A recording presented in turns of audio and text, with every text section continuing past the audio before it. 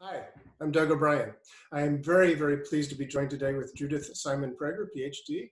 Judith, welcome. Thank you for being here. My pleasure.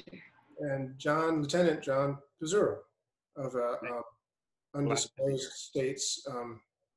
I'll let you introduce yourself, John. Hi, my name is John Pizzuro. I currently run a task force in a state agency, and I am a regional Internet Crimes Against Children commander as well. Internet Crimes Against Children commander. Wow. Okay. So what do you perceive as the need for the people that you work with in this task force and the Internet Crimes Against Children task force to have verbal first aid? Well, right now there's a couple things. Is that especially when you're dealing with victims that have been traumatized, word choice and the words you're able to use are very important, not just for de-escalating a situation to gain understanding, but also to help their own law enforcement officers when they're speaking to each other to help de-escalate their own minds as well as their own wellness and the meanings that are derived from those words. Because they themselves are traumatized from... Correct. So word usage becomes very big in encoding meaning. So the words that someone's able to do to de-escalate and have and provide different meaning is very important. Wow, that's really amazing. And Judith, I think that speaks right to what you're talking about. You wrote this book, The Worst is Over, and you wrote the book, Verbal First Aid. This is what you're talking about, isn't it? That's correct. I've taught it all over the world. In China, after there was an earthquake that killed 80,000 people, I was brought to China to talk to the therapist on how to talk to women who'd lost their children in the schools that collapsed. And so, I'm sorry. And so when somebody is in fear and panic and crisis and injured, the prefrontal cortex, the first part of the brain, or the last part that develops, the part that's logical part of the brain, that part gets hijacked, they say, by the reptilian brain, by the survival brain, the part that says, oh my God, what am I going to do? I don't know what to do. Oh my God. And that part makes you go into fight, flight, or freeze. Words said, just as John said, words said at that time, it's almost like a hypnotic command. Words said create pictures in the mind. And that's what helps you either to return to yourself or to be more frightened. Somebody who says at the scene of an emergency, oh my God, buddy, you really broke yourself up, makes the person feel more frightened. Words can harm in that regard. When somebody says, we're right here, we know just what to do, we're getting you to the hospital, they know what to do at the hospital for you, and the worst is over, that person can relax. And what happens is you go from the sympathetic nervous system, which is scanning the outside world for dangers, to the parasympathetic, which allows you to rest, digest, and begin healing. So when you say the right words, you're so right, John, when you say the right words at the scene of an emergency, the healing can begin right at that moment. And not only that, you affect the way the person remembers it. You help them to understand that they can see this not as a trauma, not as the worst thing that ever happened to them, this fire or falling off the roof or being in this car crash, not as the worst thing that ever happened to them, but as a time of rescue and a time of their own courage. And when they feel that way, it doesn't have to be remembered as a trauma. So you're giving a gift to the present and the future by saying the right words. In terms of the rescuers, I had a really interesting experience when I was training. I was talking to the National Association of Police Organizations in 2002, right after the book came out. And I was told that the police officers wouldn't listen to this blonde from Los Angeles who wanted to tell them how important it was to talk, because they have important things to do, like stop robberies and all those other things. And so certainly what they say doesn't matter. And they weren't going to listen to me. And they were all going to be in the back of the room having coffee while I gave my talk. I started giving my talk, and they all sat there, leaning forward, their elbows on their knees, listening to every word. I was stunned. After the talk that evening, there was a party, and I started asking individual officers, why did you listen? And they said, sometimes one of us shoots somebody, or sometimes something goes wrong at the scene, and we don't know how to talk to each other. We don't, and they don't want to go and report it and have, psychological write-up, and they don't want any of that. So they don't have a place to go to talk to each other. We wanted to know how to talk to each other. And it's that inner talk that John was referring to too, the trauma that you go through. I have to say one more thing, because I was thinking about this before today, about first responders. I was thinking that I know there's a lot of tension now.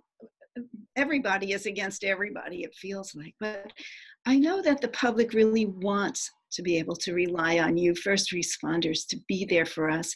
I know we want you to be our heroes. We're all feeling so insecure. We want you to be our heroes. And we think about you, or we can, from the cop on the beat, in the old days when the cop used to just walk in the neighborhood and was good to know he was there, to 911 and all that Jon Stewart was saying about how the sacrifices were enormous, to Dayton, Ohio, and that the police responded in 30 seconds. We want to feel that's who you are, and we want you to feel that's who you are. And when we change the pictures in our minds through the words that we use, it can make all the difference to the public, to the first responders. And that's what I really think verbal first aid has to offer, a whole new way to shift the inner dialogue and the conversation to de-escalate whatever's going on. Awesome, thank you. John, what questions do you have, or comments or observations do you have? Just some of the things, Judith, as you were speaking, it's that ability to handle a difficult situation. That's where word usage comes in. And the more you learn about something, the more you're able to practice it. And I think that word usage and patterns, we're all in our own patterns, is that we need to learn new techniques in order to handle more difficult situations. And I think this will help law enforcement actually de-escalate and actually handle things a little bit differently and a little bit more efficiently. And I'm a real big advocate of word usage and what words you use. And it's about using the right words, because at the end of the day, what you're trying to do is you're trying to not better your situation, but better yourself and better your community.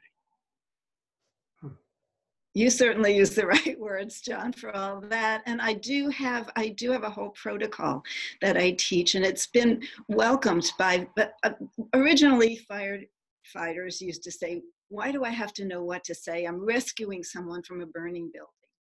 Now they call me. I've been in fire departments all over the country to talk to people, to firefighters, about how what they say affects, as I said, the body and the recovery of the person they're rescuing, and also how the person remembers the rescue. It's tremendously important. And there are protocols for gaining rapport. What you're talking about in part is gaining rapport, gaining the trust. When you have the trust of somebody you're trying to help, they'll listen to anything you say. As I said, when the brain is in that fight or flight, they're in an altered state of consciousness. They're already in a trance. What you say goes deeply into their autonomic nervous system. You can literally, even, this is hard to believe, but if you come to my talk, you will see I have doctors testifying. You can say, stop your bleeding and save your blood. And if they stop, if it's under major arterial or venous bleeding, the bleeding can stop, because it's a hypnotic command, and this person is looking for an authority figure that will tell them how to heal. And that's what we do. And that's what I teach. So I teach the rapport, and I teach the magic words. There are magic words. Sometimes the magic word is only, I'm right here. There are all kinds of magic words, but the fact that people want to be heard and that you are hearing them changes the situation immediately. Sometimes you repeat back what the person says. Wait, stop everything. I want to be sure I understood what you said. And as soon as you stop them from ranting, and they listen because they want to hear what they said and what you think they said, things shift. And it's suddenly not you against them. There's this dialogue in the middle that allows things to, as you say, de-escalate. and how you talk to yourself afterward. You know, I also add to this talk this sense of how do you protect yourself during, how do you protect yourself after? How do you think about things? The way you think about them is the way you hold them in your mind, body, and spirit. And we can give you techniques for that, that allow you to feel stronger and better, and to feel more capable. Thank I you. also want to, yes, go ahead. I was just going to say thank you for being here, but go ahead. Do you have a closing remark or two? I mean, You know, I want to be sure that I also say that I have a co-author in the book, Judith Prager. She wrote the book with me. And although I'm the face of it, I go out and speak everywhere, as I said, in China, in England, in Sweden. I did this in Sweden for the people who work with refugees.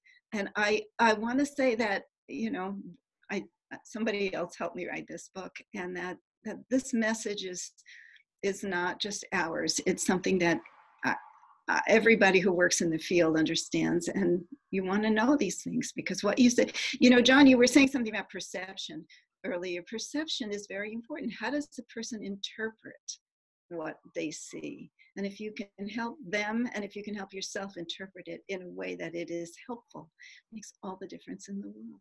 Yeah, and this type of training really will have impact for not just first responders, but let's say investigators that have to deal with victims. And where I am, we deal with a lot of victims. We then ourselves are traumatized, and then we have peer counseling. That helps. Knowing what to say and when to say it in word choice is really important in any communication, never mind trying to untraumatize yourself. Yeah.